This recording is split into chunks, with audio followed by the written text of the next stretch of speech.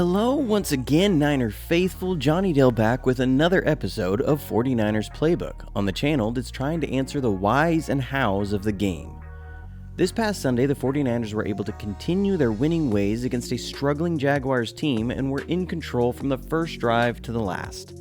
San Francisco was able to start out the game with a long, grueling drive, the sort of thing that's been a hallmark of the team when they win. The team didn't actually run the ball well for most of the first drive, but were able to get enough production out of the passing game to keep the drive going.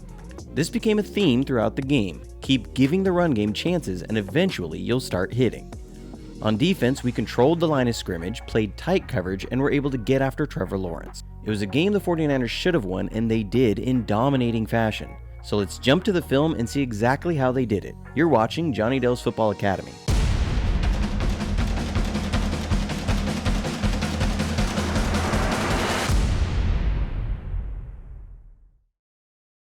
Like I said, we didn't run the ball really well the opening drive, but were able to get enough production out of the passing game. Here we're going to look to hit our pin concept off play action. If you've watched the channel, you're very familiar with this. It's a post plus in. The Jags actually do a really nice job on the play. They're in Tampa 2 and the safeties take away the post, and the Mike takes away Debo on the in route. Garoppolo then sees the cloud defender drop into a soft coverage, having to respect a post corner. So he hits Wilson out of the backfield. It's a nice job by Jimmy to get deeper into the progression and find the open guy, which sets up 3rd and short, and our tempo catches Jacksonville's guys unprepared at the snap and we get a first down. We then get stuffed on 1st down and give up a sack on 2nd down, leading to 3rd and long. We start out with use check split wide, which reveals zone coverage. Motion him inside, and with a single safety, the Jaguars are showing cover 3 zone. We have a double slant or line concept called. Post snap, the Jaguars shift into an invert 2 by dropping the deep safety into the Mike position, and then dropping the hook guys into the deep safeties. Jimmy does a real nice job of reading the post snap change and identifying Myles Jack as the player in conflict, as the double slant looks to put the hook defender in a horizontal stretch. And he hits Ayuk, who makes a tough catch and is able to pick up a first down. This is what allows the run game more chances, as we're now able to put Debo in the backfield and get a nice gain on a toss play. Again, a good job by Jimmy G. He's going to change the play after we motion use check and Jacksonville shows a shift. So he changes it to a weak side toss. What's key about this is Jacksonville, trying to disguise their defense, bailed a safety out late off the weak side. We also get a great block on the outside linebacker by Ayuk, and it's those two things which springs Debo for a nice gain.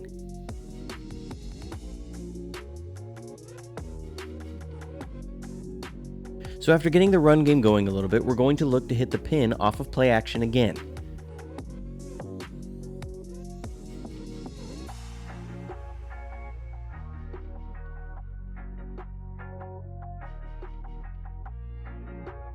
This time, Jacksonville is in cover 4. And when Jimmy turns, he sees the quarter safeties bailing and the Mike turned. He'll then lead away from the quarter's defender.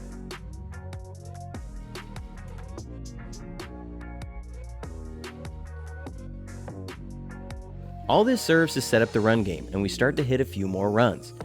Here we're going to run our split zone, and you'll see how big the cutback lane is for Wilson.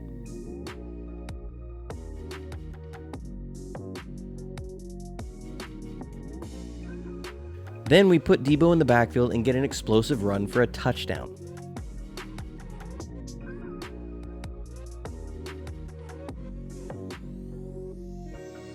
There's some real good stuff here. First, Tomlinson is going to get a great kick-out block on the linebacker and get a 2-for-1.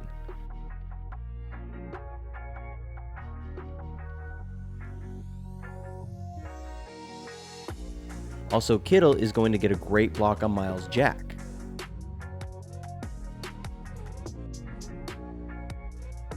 Along with Mack getting up on Jenkins as safety. This is what springs Debo for a touchdown. Then, after a Jacksonville turnover, we're able to score again to make it a 17-0 game before the Jaguars have even run their 5th offensive play of the game. We're going to run a bench concept with Kittle and Wilson, and mix it with a post from Ayuk, which looks to beat cover 2. We also have a mesh concept with Debo and Jennings that looks to beat man coverage. It's up to Jimmy to identify which concept to work based off coverage. The Jaguars show cover 2 pre-snap, so he's going to look to work the bench concept, which will put the cloud defender in a vertical stretch, and the corner route with the post will put the safety in a horizontal stretch. As he drops back, Jimmy reads the safety attack Kittle, which opens up Ayuk on the post for a touchdown. Then, before the half, we're able to exploit Jacksonville getting aggressive to try and make something happen before the half.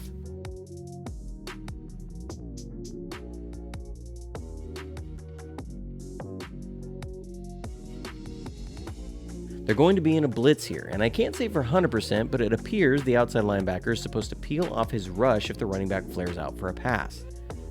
He's late in recognizing it, and Jimmy just does a good job of seeing the blitz and dropping the ball to Sermon, who was able to get into field goal range with time winding down in the first half. And as so many of us are used to seeing, Kyle uses tons of motion and shifts, and it started to get to Jacksonville. Here we see how wide of a front we present and spread them out. It's 3rd and short, and we motion Kittle across. This is going to end up causing both safeties to bail to that side, and we just run to the weak side for a first down.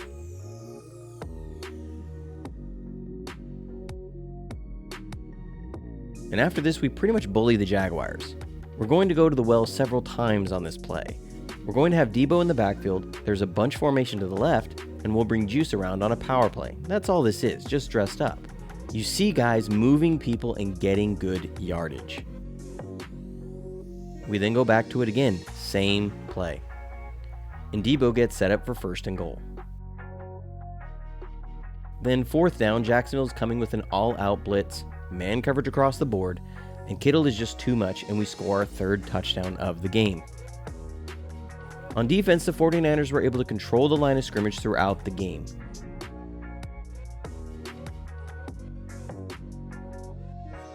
Here the Jaguars are going to look to run off tackle, and have numbers for hat-on-hat blocking to that side.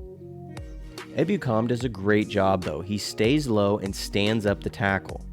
DJ Jones, who I've been high on all season, does a nice job standing up his man and driving him down the line, along with Shire, who fills well. These 3 guys completely clog up the run lane, and the running back bounces outside where Ebukam did a great job of keeping his outside arm free, disengages, and makes the tackle. That's such a nice job. Controlling the line of scrimmage early forced the Jaguars into longer 3rd downs, which allowed D'Amico Ryans to get aggressive and forced Lawrence to make tight throws into coverage while under pressure. We were also able to continue taking the ball away, something that was sorely missing in the games we lost. We also played some really good coverage. Here, the Jaguars are going to try and hit a dagger concept, which is an inside streak with an outside dig.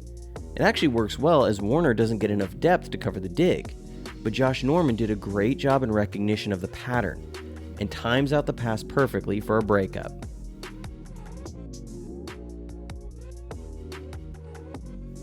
Jacksonville then tries to hit us with a tight end screen off of a counter run fake, but Bosa and Armstead never bite and take it away, forcing Lawrence to just throw it away. That's really good to see as we played the screen game really poorly versus the Cardinals just a couple of weeks ago. This then leads to 3rd down where Bosa, even being blatantly held, still gets good pressure on Lawrence that forces an incomplete pass. Overall, the 49ers cruised to a win against a struggling team, and we were able to get back to 500 football. They have a huge game coming up this Sunday versus the Vikings in what will surely be a playoff atmosphere game. If they can control the line of scrimmage and get after Kirk Cousins, they have a chance to slow down a potent Vikings offensive attack. And on offense, we'll need to continue to be efficient on 3rd down to allow our run game to control the ball and wear down Minnesota's defense. That's it for this week. Hope you enjoyed it. Like and subscribe if you haven't already, and make sure you hit the notifications button to be alerted to when a video goes live. Also, if you'd like to support the channel in any way, I'll have links for that below. And as always, stay safe, stay healthy, and go Niners.